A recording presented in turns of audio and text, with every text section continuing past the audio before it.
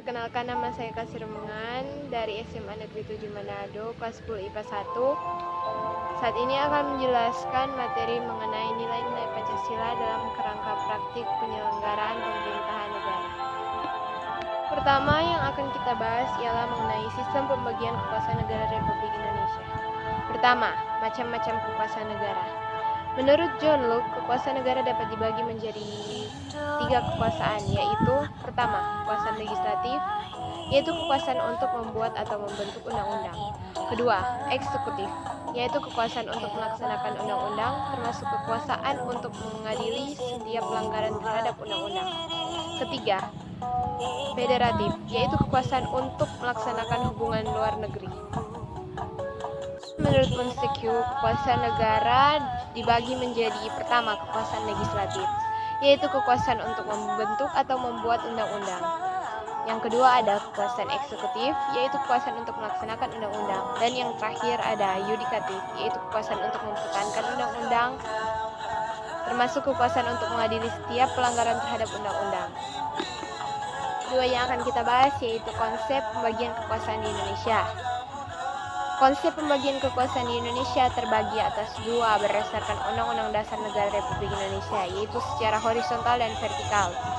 Di dalam pembagian kekuasaan secara horizontal terdapat kekuasaan konstitutif, eksekutif, legislatif, yudikatif, dan eksaminatif. Pembagian kekuasaan secara vertikal itu adalah pembagian kekuasaan menurut tingkatnya, yaitu pembagian kekuasaan antara beberapa tingkat pemerintah. Setelah kita selesai membahas sistem kekuasaan negara Republik Indonesia, sekarang kita akan membahas tentang kedudukan dan fungsi Kementerian Negara Republik Indonesia dan lembaga pemerintahan non-departemen. Terdapat tugas Kementerian Negara Republik Indonesia. Keberadaan Kementerian Negara Republik Indonesia diatur secara tegas dalam Pasal 17 Undang-Undang Dasar Negara Republik Indonesia tahun 1945 yang menyatakan sebagai berikut. A. Presiden dibantu oleh menteri-menteri negara. B.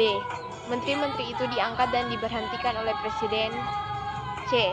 Setiap menteri membidangi urusan tertentu dan pemerintahan. D. Pembentukan, pengubahan, dan pembubaran kementerian negara diatur dalam undang-undang. Juga klasifikasi Kementerian Negara Republik Indonesia. Berdasarkan Peraturan Presiden Indonesia Nomor 7 Tahun 2015 tentang organisasi Kementerian Negara. Kementerian Negara Republik Indonesia dapat diklasifikasikan berdasarkan urusan pemerintahan yang ditanganinya. Dalam urusan pemerintahan tersebut terdapat menjadi beberapa bagian.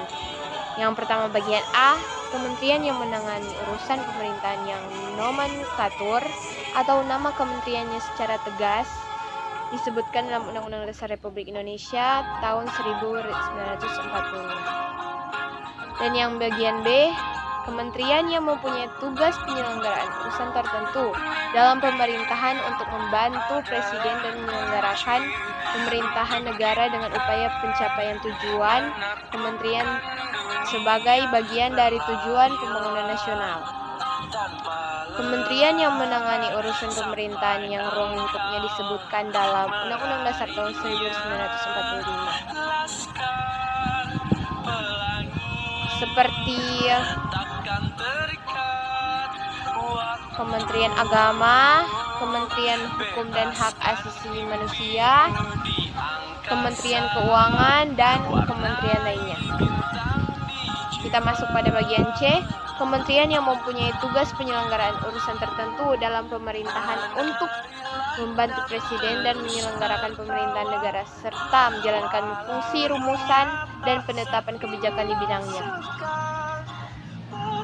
Koordinasi dan sinkronisasi pelaksanaan kebijakan di bidangnya, pengelolaan barang milik atau kekayaan negara yang menjadi tanggung jawabnya, dan pengawasan atas pelaksanaan tugas di bidangnya. Kementerian ini yang menangani urusan pemerintahan dalam rangka penajaman atau koordinasi dan sinkronisasi program pemerintah. Di dalamnya terdapat pertama, Kementerian Perencanaan Pembangunan Nasional, yang kedua, Kementerian Pendayagunaan Aparatur Negara dan Reformasi Birokrasi, dan yang ketiga, Pemerintahan Badan Usaha Milik Negara.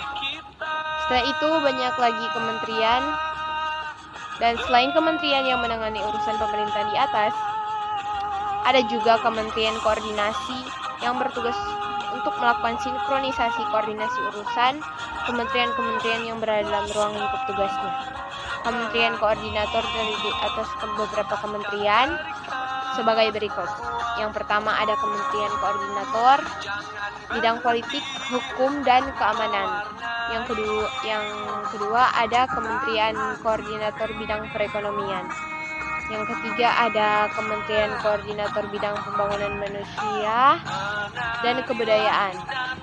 Yang keempat ada Kementerian Koordinator bidang kemaritiman. Yang ketiga ada lembaga pemerintah non-kementerian.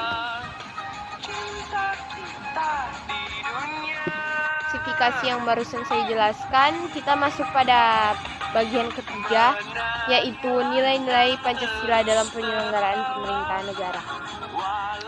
Sistem nilai adalah konsep atau gagasan yang menyeluruh mengenai sesuatu yang hidup dalam pikiran seseorang atau sebagian besar anggota masyarakat tentang apa yang dipandang baik. Pancasila yang termuat dalam pembukaan Undang-Undang Dasar Republik Indonesia tahun 1945 merupakan landasan bangsa Indonesia yang mengandung 3 tata nilai utama, yaitu dimensi spiritual, dimensi kultural, dan dimensi institusional. Aktualisasi nilai spiritual dalam Pancasila tergambar dalam sila ketuhanan yang Maha Esa.